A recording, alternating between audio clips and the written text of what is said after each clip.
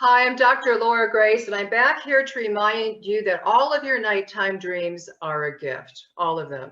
And today we're going to dive into perhaps the most misunderstood dream character, dream animal, creature that there is, and that's the snake. And we're going to actually find out how, when snake shows up in your dream time, the powerful gift of transformation that it truly is. You know, dreams generally point to our blind spots. They never tell you what you already know. And the problem with trying to interpret your own dream is that, well, you're so in it, it's hard to see what's really going on. It's like, we can't see our own back. So this channel has been designed to help you make sense of your dreams so they are relatable in every single area of your life. So when you have a nighttime dream, you can understand more clearly, with more awareness, what's happening in your waking life, in your relationships, with your health, with your personal growth, with your finances, with all of it. And today we're going to move into snake because animals are a common dream theme in general. And snake is one of those common dream animals that shows up, and it can bring a lot of fear. And yet Dr. Carl Jung once stated that the commonest dream symbol of transcendence is the snake. That's hard to believe because in our culture, snake has gotten a really bad rap. Thousands of years ago, a snake was portrayed. If we look at the biblical story of Adam and Eve, snake has always been depicted as an evil, slippery, bad thing to have around. I mean, if you hear somebody say, oh, that person's a snake, I mean, that's not good, right? We're saying, watch out, that person can't be trusted. They're slippery, they're slimy, they're manipulative, and they need to be, we need to stay away from that person, right? But in some ancient cultures, the snake is the most universal and auspicious archetype that there is because it reflects birth, rebirth, death, transformation.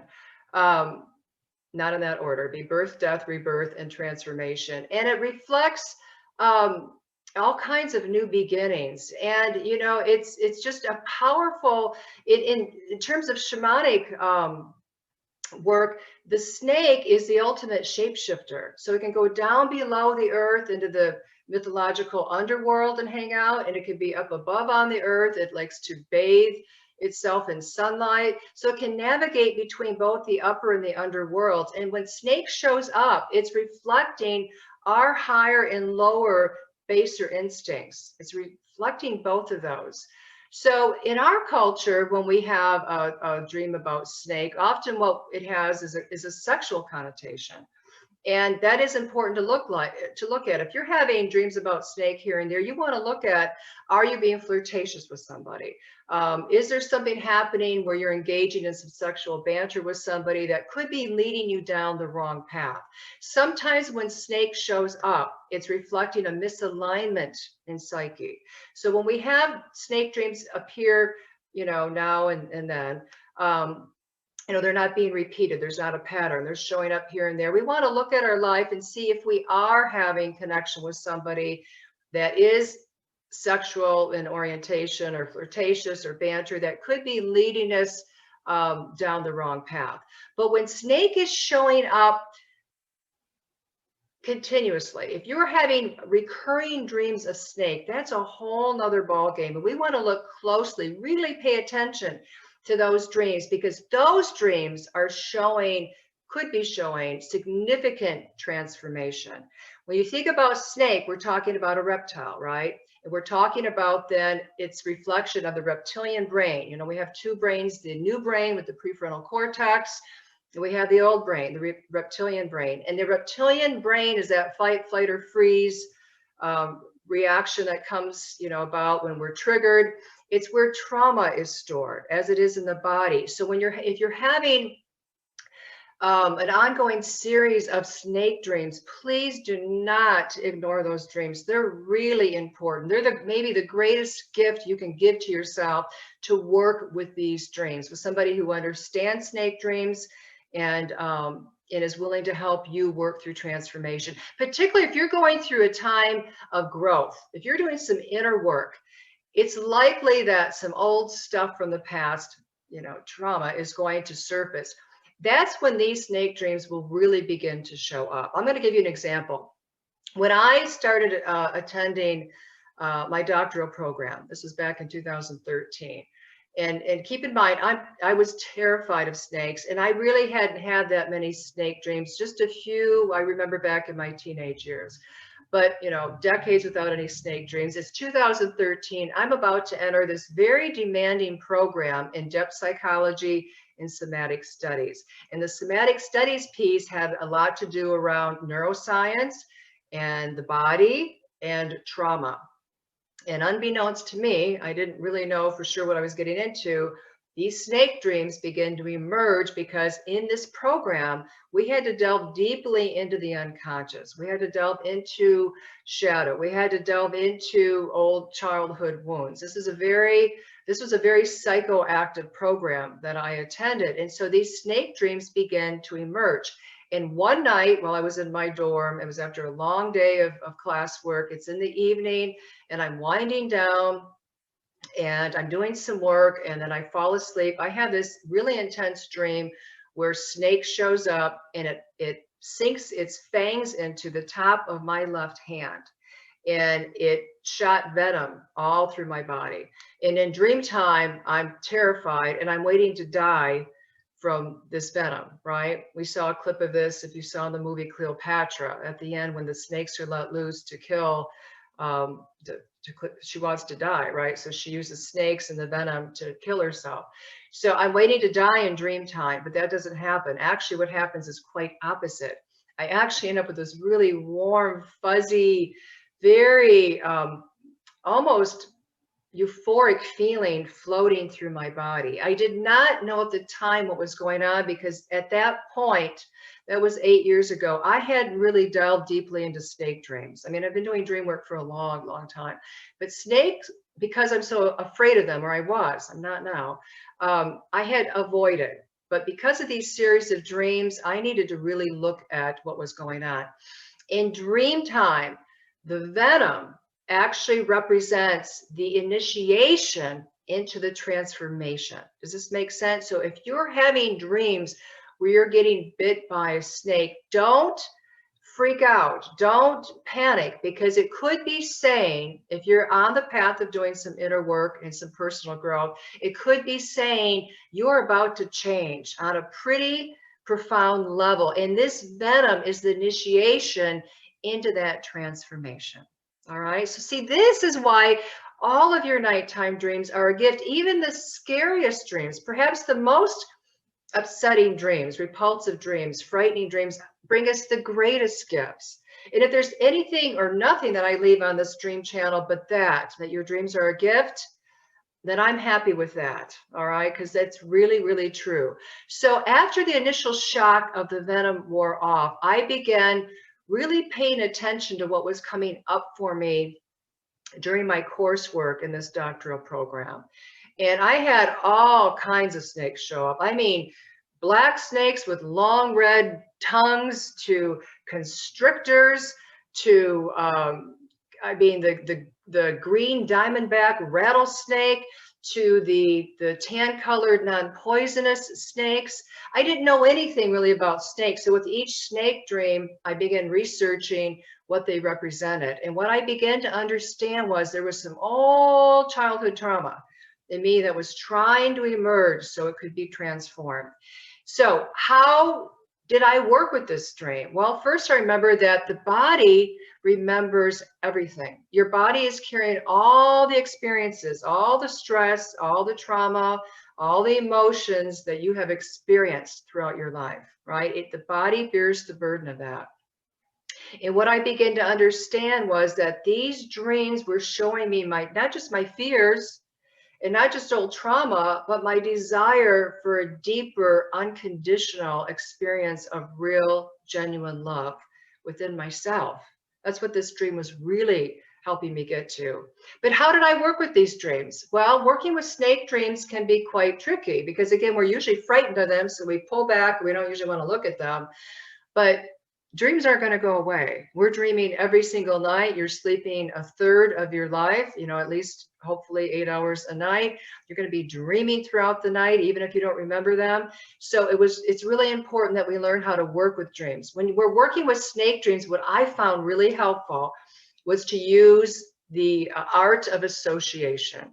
And you might be familiar with this Jungian term, but the art of association is usually taking the dream image and then going to whatever comes up next that is associated with that image. So here's what I did. It was real simple, actually. I'm not saying it was easy because I had some resistance, but it was simple. I began writing down all the associations I could think of when it came to snake. And it started with something like slippery, sneaky, constricting, poisonous. It moved into temptation. It moved into flirtation, seduction, power, control, fear. As I kept associating, the key to association is this. You don't want to associate an association. You want to keep going back to the original dream image. Otherwise, you're going to get off track. So it's really important that when you're writing down a list of associations, you keep going back over and over to the original dream image. So I had to keep going back to whatever snake was showing up or starring at that point in my dreams. And again, I'm kind of maybe sounding like this was, again, a simple process. It wasn't. I had to work through a lot of fears, not just around what was coming up in my body, in my awareness and psyche and dream time. I had to work around and through my fear of snakes because, again, the snake for me was always the most terrifying creature on this planet. And I love the animal kingdom. I'm a huge animal advocate. That's a big part of who I am. But snake was one creature I could not feel safe with. I do now from all this inner work. I do now. That's part of the transformation. So it wasn't easy, but if you'll do association by going back to the original dream image and writing down everything you can think of that associates with that, you'll get this aha moment. It will happen. You may have to do this several times, but finally something will click into place and you'll go, oh my God, that's what this is about. That's why this dream image is showing up. That's why snake is appearing in my dreams. It's not to scare me, it's to show me I have an association that I'm holding deep within that goes way back. And for me, what it went way back to was a punishing father, whom I love very much, but that used his belt a lot on me and my brother and my sister. I didn't have belt beatings as much as they did, but I had enough to create some trauma in the body. You know, he wasn't trying to instill trauma, but at that point in parenting, the belt was used, not just by my dad, but other fathers that I knew as well. But it left a scar that was in need of healing.